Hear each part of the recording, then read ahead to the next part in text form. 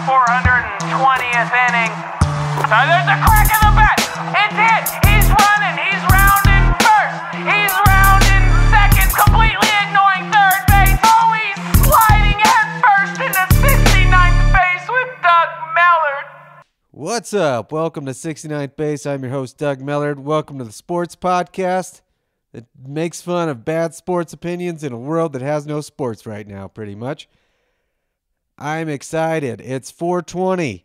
Happy 420 to you, whether it was today or yesterday, depending on when this drops exactly.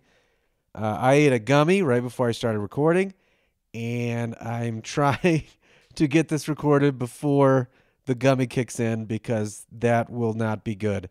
If you listen to my other podcast, Ear Finger, that I just started, you know I'm a lightweight and nothing good happens when I eat a gummy.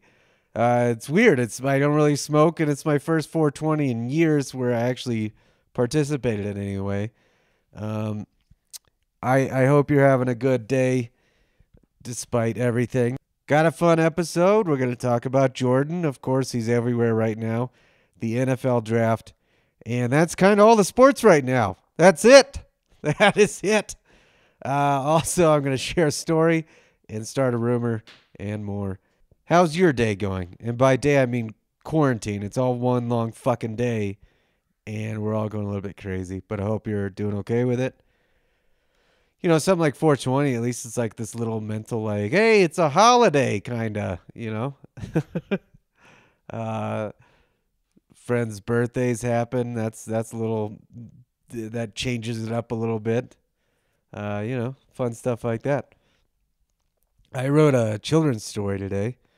I'm going to share that with you guys at some point soon. It's about how to keep parents indoors during the quarantine and the struggles that go along with that. Because I don't know if you guys have had problems, but I think my parents are taking it pretty seriously now. But, you know, it was a struggle at first. But I hope you guys, anyone and everyone, I hope you're keeping them safe and not having too much of a fight with anyone because it's no fun. But it's goofy and silly, just like anything I'm putting out right now. Trying to put out more and more for you guys. My Instagram is definitely getting weirder, I think. Putting some real weird shit on my Instagram. If you're not on there, be sure to check it out. There's a video of me shooting ping pong balls out of my ass, or I guess what could be my vagina earlier. That was a fun thing to collaborate with my wife on. Just feels like we're going crazy, but sometimes it's a little funner than other times. Before I jump into the sports world, I would like to talk about something I miss in the old world, the old days when we could do things. No, not ping pong balls, because I'm still doing that. It's flying. What's weird, I actually enjoy flying, and which is strange because I have anxiety issues. And a lot of my friends that have anxiety issues, have panic attacks all the time, hate flying. For whatever reason, I like it. If there's a lot of turbulence, like anyone, I'll freak out a little bit. But most of the time, I feel pretty good on a plane. And I think it's because there's nowhere to go, so I write some of my best jokes on flights and work on other projects and stuff. I zone in, and I like it. But if you do follow me on social media, you might have seen me. I actually started doing this in the early to mid 2000s. And then I kind of mostly dropped off for years and years and years. I don't know why, but then I started it up kind of recently. But then, of course, it had to stop because of the quarantine. But for a while there, anytime I would fly, which is quite often, if a neighbor in my surrounding area falls asleep, I like to draw them while they're sleeping. And then as they're coming to, when they're still kind of like half between dreamland and awake, I like to shove the picture in their face and say like, check it out, it's you. And they're just like, what the fuck is going on right now? They're so confused. And generally, they're really nice, or at least outwardly pretending to be very nice about it. It might just be they're inwardly freaking out, being outwardly nice. I don't know. There was one guy, like one of the first people I ever did a drawing of. He laughed his ass off, and we became like buddies over social media for a while. And and a few people, they were just like very complimentary about it. I'm actually not horrible at drawing. I can draw still lives very very well. So what's funny is like, so as soon as they fall asleep, I let them sink into the sleep just a little bit, give them a few minutes, and then I give myself about 4 to 5 minutes tops to draw them, because it'd be even creepier if they wake up and they look at me and they see me drawing them. For whatever reason, to me, that's crossing a line. So what I try to do is draw them before they wake up, and then shove it in their face. I'm like, look, it's you. And they're like, what the hell is happening right now? But it's fun. Like, and, I posted some of these online the last few months before quarantine. And I had some friends that were a little bit more disturbed by it than others. They were like, dude, you can't do that. That's not cool. And so whenever I am about to do it on a flight, start the sketch, I will text those friends and I'm like, hey, I'm about to draw. My neighbor's getting sleepy. It's almost go time. And they're like, oh my God, no. And then I like keep them updated. And what was funny is one of those friends, a comedian friend in Austin, I texted her. I was like, hey, guess what? She's like, oh, God damn it. No, Doug, don't do it. And I was like, yeah, it's happening. And she was like, wait. This was like right after quarantine started. She's like, there are flights right now? You're on a flight? She started panicking because I was pretending to be on a plane drawing. But I should still do that. I should text somebody that I'm about to do it and just see if they will buy that I'm on an actual flight. But hey, check out those drawings if you get a chance. They're pretty good drawings. Well, yeah, can't do that right now. And it'd be weird to just draw my wife sleeping. I guess I could do that a lot. Anytime she goes to sleep, I could just draw her. But to me, that's more dangerous than a stranger on a plane for some reason. I don't think she'd care for it. Anyway, let's move on into the sports world. All right, guys. Wow. Oh, boy. Well, so nothing is happening. It seems that on a lot of these, sports talk kind of style shows on TV and podcasts and stuff, they're getting thinner and thinner for content, which then makes it, more difficult for me. And again, like, I'm not going to repeat. They're pretty much the same fucking, I like 5 things. And so I'm going to talk a little bit about that.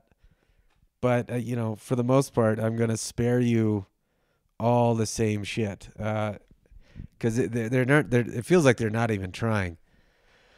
But Jordan, there's that docuseries that's out now, and everybody is freaking out.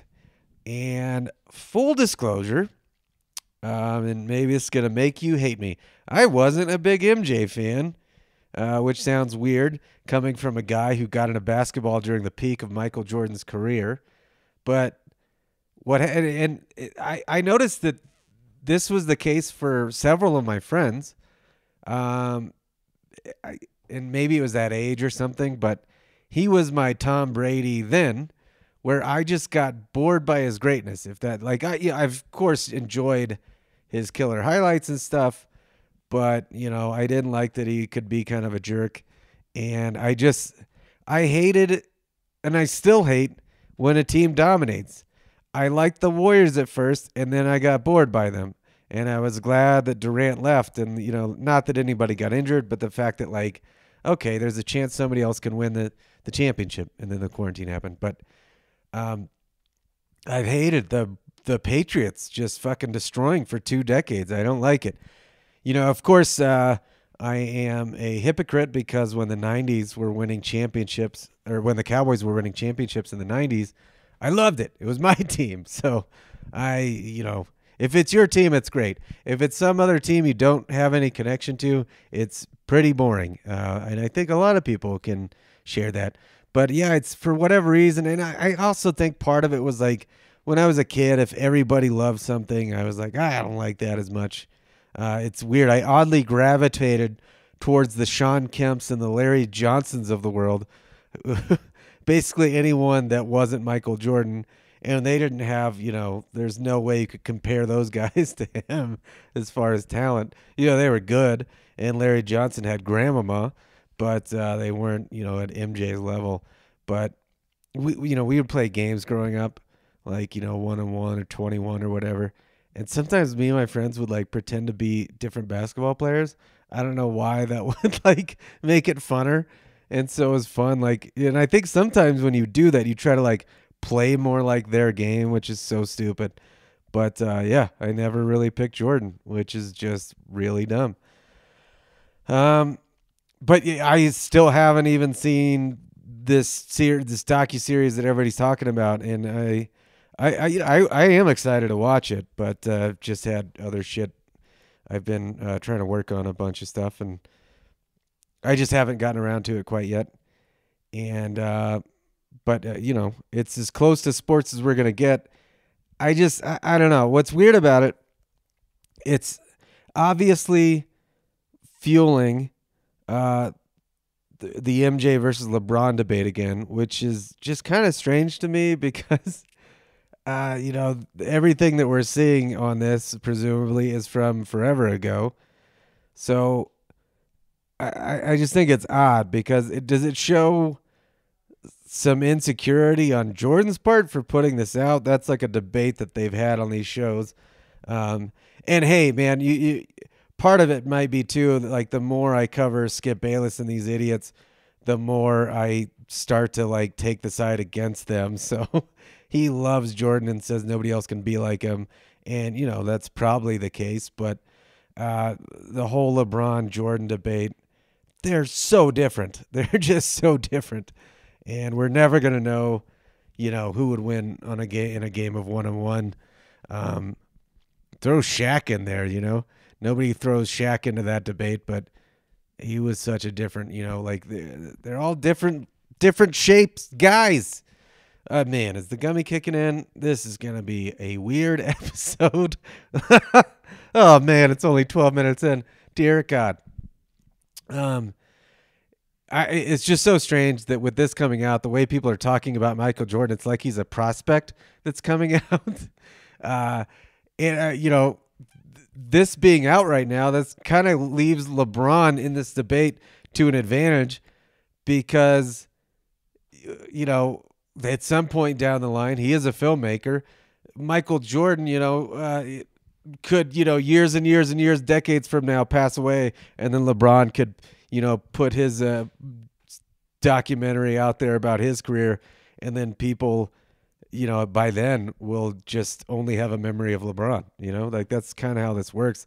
It's just this whole thing is kind of proving how fickle people are, and we all live in a vacuum. I think it's weird that some pro players are changing their minds about who is number one right now. Like there are some players that were tweeting like, I changed my number one from LeBron to Jordan.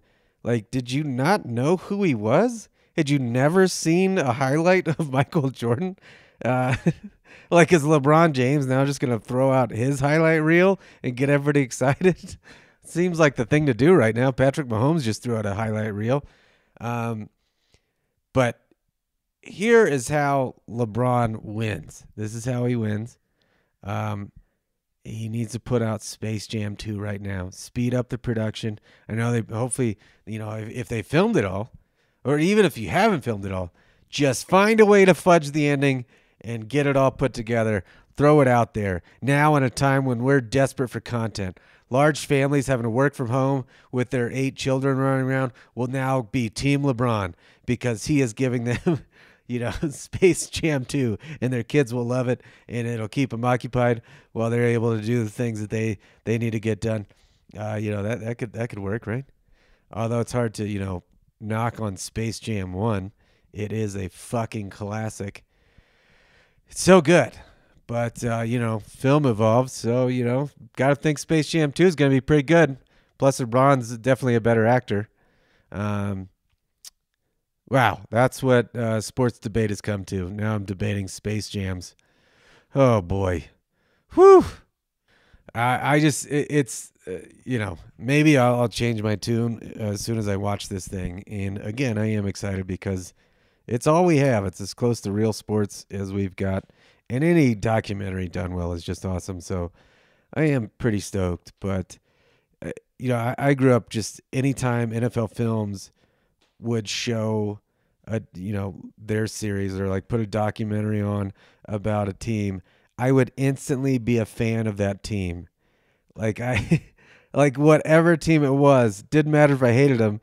They presented it so well, I was like immediately brainwashed. And I feel like that's kind of what this is doing.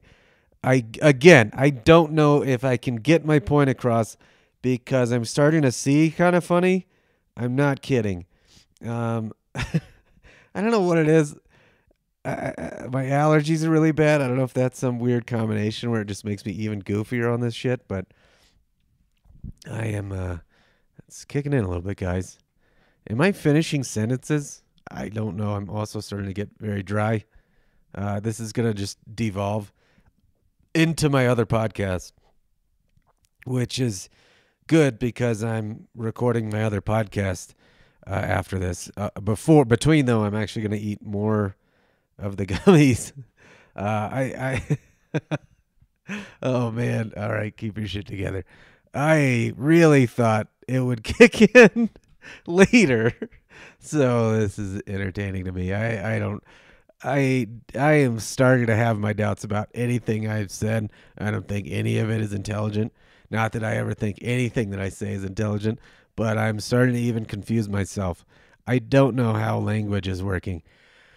I'm looking at a page. I even wrote shit out knowing that this was going to happen, like a little bit more organized than usual, and it's not helping. But I wrote that, I'm going to watch a Barry Sanders highlights reel later and argue that he is better than both Michael Jordan and LeBron. So, if you want to have a real treat, I watch Barry Sanders highlights probably once a month. It makes you feel damn good. Good God, that guy was a beast. Do yourself a favor. Go watch some Barry Sanders. It's good for you. All right, guys. The NFL draft is upon us.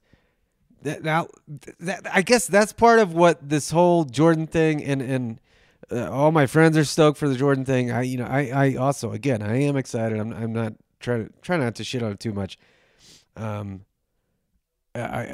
just think it's weird that people are like, God, did you know Michael Jordan is good? And it's like, yeah, I did. I've always known that. But I haven't seen it, so I'm an idiot. Shouldn't talk shit about something I haven't seen yet. But I think what partially plays into my irritation with it is the NFL draft is coming up. It's this week. And it feels weird that we're not really talking about it as much as we should be. And maybe that's because teams, it's such a weird draft and they can't meet up. So we're not doing the usual coverage of like teams visiting people. Like there's just maybe less out there that's, given to the media about what's going on with the draft and like leading up to it. And oh, fuck, this is hard. But I am excited for the draft. It's actual sports. And yeah, it's not like a game, but to me, the last like several years, the more NFL has developed like a full-time, the season kind of never goes away, the more exciting the draft has gotten. So with the draft coming up, I just think it's weird that it's buried by a documentary right now, but I guess that's just the place that we're at right now. Shit's getting weird. It's getting real weird, and we got nothing. But like that's why I feel like people should be more excited for the draft. And I think the fact that like it is going to be harder to draft and like do research, it makes it funner on many levels. But I cannot fucking wait. My pal David Huntsberger, who's been a guest on the show many times, he's going to be on. We're doing a thing. We've done this before. My buddy Moose, I've mentioned on the podcast. There's several of us that got together one year at David's house. We all had to wear suits and like team colors and stuff. And so I was a Cowboys guy, and we put money down and we all did mock drafts, 2 different mock drafts, one with trades that were allowed and one without. and we would see like there's money on both at all times, and we would see who had the better draft board. And man, that shit is hard. It's really difficult.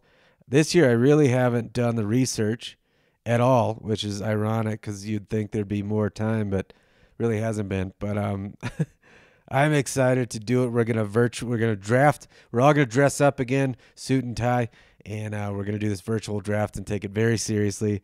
And it's gonna be a lot of fun. And I'll let you guys know how that unfolds. What's funny is I kind of like at this point, I told David I hadn't really researched, and he was like, "What?" Because we take it so seriously every year. But now at this point, with it being so close, I kind of want to stay the course and not do a ton of research and see if that makes any difference, because I didn't do super well the first time when I felt like I'd done a lot of homework, in the first draft that we did like this a couple years ago. Because if one thing goes wrong, your whole board is fucked half the time. So it's hard, and a lot of these teams throw false information out there, so you think you know what they're gonna do, and then you don't at all. But yeah, I want to see if I can do better with having done very little research. I think that'd be really funny, and it would kind of say something about the draft in general. By the way, guys, I'm sure you're gonna do the same thing. As soon as you wake up on draft day, you wake up, you get pumped, you do a bunch of push-ups, and then you throw on the movie Draft Day starring Kevin Costner. How cool is that, man? That is the most exciting sports movie of all time. Oh, man. I did watch that not too long ago, and I kind of do want to watch it again on draft day. It's so weird. And the film itself is kind of, in many ways, about a terrible general manager. And it makes sense that he works for the Cleveland Browns. Oh, man. Some things I'm really excited about with the draft. This is less picking on shit that Skip Bayless and other bad pundits are doing, because I seriously, I would listen in for a second or look at the topics that they threw out there, and I'm like, nope, I can't do this, and this is boring. I don't want to talk about Dak Prescott's stupid contract or Tom Brady and the Buccaneers for the 8th week in a row. I'm just going to talk about what I think is interesting in the draft, and you guys can make fun of me as the Gummy gets a little weirder. Well, one thing, I didn't mention this when I was making fun of Bill O'Brien after the Hopkins trade. But Bill O'Brien, I should have known this, but I didn't look up the actual number. He has one selection in the first 2 rounds of the next 2 drafts. That is awesome. Way to go, Bill O'Brien. And actually, probably less than that, because he's probably going to be fired after this year. So really, the next coach is super fucked. So congratulations, whoever is taking over that team. I hope it's not your one and only shot at a job as head coach. Stuff I'm really excited about, other than what does Bill O'Brien do? What do the Pats do? It's so crazy to me that it's just really interesting that there seems to be no urgency with the quarterback. They've got Hoyer and Stidham or whatever, and they just seem chill. But I part of that might be that, Cam Newton, Jameis Winston, Andy Dalton, and some others are out there, and either they really like Stidham or think Hoyer can have some sort of Rich Gannon-like resurgence, or there's no market for those other guys, and they're like, we like all 3. We'll bring them in. Oh, check this shit out. Fuck. Anyway, it's pretty fascinating. And a lot of times Belichick will not do well in the draft. I feel like he whiffs a lot. But do they go for a quarterback? That's like a huge question here, because they're back further. So, are they going to go for a Jordan Love type, or are they just going to leave it, revealing that they're going to roll the dice on Stidham or Hoyer or one of these free agents when they can bring him in? So that'll be interesting. Oh, man, guys, the amount of focus it is taking to read right now. God damn. Oh, boy. Man, I don't need to get much higher than this for the other podcast, but I'm going to, because the whole point is to get super high. But it's creeping up. Aside from that, and I guess, linked to that, what quarterbacks go in what order? I assume Joe Burrow's going number 1 to the Bengals, but obviously, where does Tua go? Where does Herbert go? A lot of people think Tua to the Dolphins. Is that for sure? What about, the Raiders going to jump in? Chargers. Washington's even throwing the shit out there. Supposedly the Giants are doing research on Herbert, I think. That's probably a smokescreen to stick with their boy. Oh, fuck. I cannot finish sentences. This thing is kicking in. Also, who else sneaks into the first round? What players are traded? Leonard Fournette is being hung out there for bait, which is just crazy. The Jaguars have just blown their shit up. Just like I blew shit up this morning in the bathroom. Am I right, fellas? Should have seen it. What? Oh, boy. What am I? Oh, Jamal Adams seems very unhappy with the Jets. Is he going to go somewhere? God, I love the draft. So much shit happens. Like, who's number 1? Probably Burrow. But then, who's going to trade up for a quarterback or anything for a lineman? And with who? Washington's in the 2 spot, Detroit 3, Giants 4. Are all those guys going to trade out? Washington, everybody says it's going to be Chase Young, but they suck. They need so many pieces. Why wouldn't they trade out? Is Chase Young going to be better than, either of the Bosas or any of those guys? Like, it seems like you would want to get a massive picks with that number 2 spot if somebody wants Tua or Herbert. Oh, man. Why is this so exciting? It's theoretically very boring. Also, who is the first running back taken? Are they just been totally devalued? I think a lot of people are thinking out of the first round. I'm guessing second round before the first back is taken. And who is it? That Swift guy? I don't know. Who's the first receiver? Does Ruggs pass Lamb or Judy? Oh boy. I'm having a hard time breathing. Oh, man. Happy 420, and I'm going to have a panic attack. I'm going to start 10 podcasts, and all of them are going to be me getting high by the end. This is just what's happened to me in quarantine. I didn't get high before. Like, I used to when I was 18, 17 to like 20-something, and then every once in a while, like a couple times a year, I'd have a few puffs, and that was it. And then quarantine happens. High every day. Oh, man, and it's been helping my anxiety, but right now it's going the other way. Anyway, the draft. It's a big event for a while for a season. What? This is a big event for a while for a season. What? Anyway, the draft. I'm excited about it. It's crazy that it's such a big deal for a season that may or may not even happen. I don't know if I'm going to edit out what I said before that, but I could not execute that sentence. Maybe I should leave it in for you guys.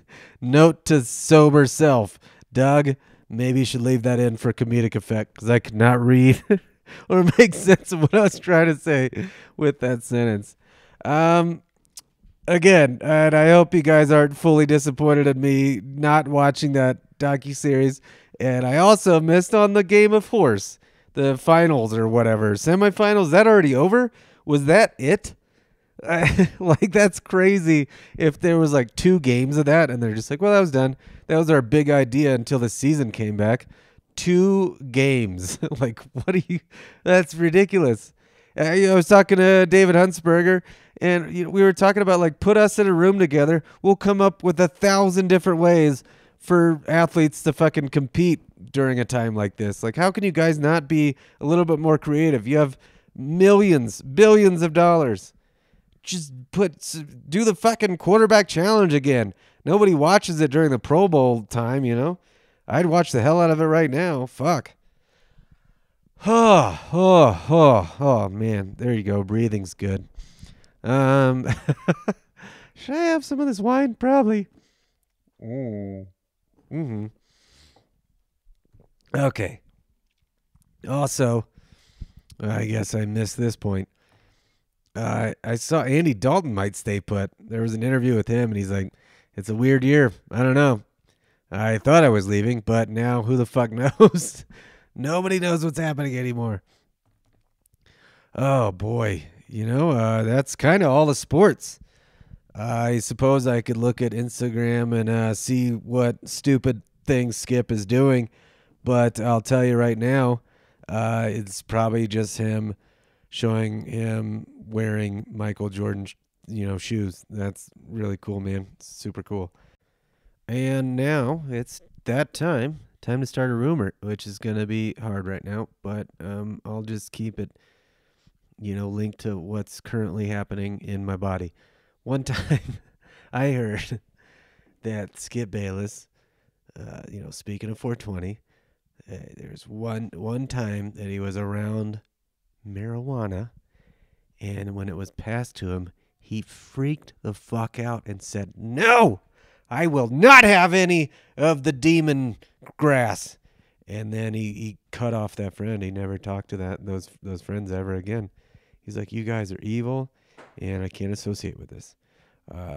Yeah, and that's a true story because he's a nerd, and I just want to get it out there. In 420, you can't have that shit. That's not cool, man. Smoke some weed. Can you imagine how different Skip Bayless might be if he smoked a little bit of weed? I had mentioned that about mushrooms before, I think, but just pepper in a little bit of weed, even some CBD. Probably thinks that's evil too. But just have a tiny 1 milligram gummy here and there with some CBD. See what happens, man. Expand your mind a little bit. Chill the fuck out. Have some compassion for Aaron Rodgers or whatever. You nerd. Oh, all right. Well, I am going to eat more gummy.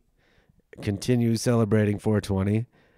See if I can get anything productive done as I've continued to be productive for a little bit before it really kicks in. Oh, Christ. I forgot I have an important Zoom call about some important shit project I'm working on. That'll be interesting. Guys, after this, I am going to record another episode of Earfinger. The first couple episodes, again, are me being way more high than I am now, watching Sesame Street and not being able to make much sense of it. People have seemed to really enjoy it. I was every week going to have a different thing in that place and just experiment creatively. And I'm still going to do some of that, and you'll see how that all unfolds. But again, I'm about to just get higher and record me watching some sort of children's programming again because people have enjoyed it, and I don't have the other things quite ready yet that I want to do. So get ready for that. And of course, also, like, if you got a little extra time, please do me a favor on 69th Base and Earfinger. Keep supporting and write a quick review and, give it 5 stars and all that. Say something lovely. That would be much appreciated. It's always a huge help. Tell your friends. Spread it around. Happy 420, guys. Thanks for listening. Talk at you soon. Enjoy your Groundhog Day.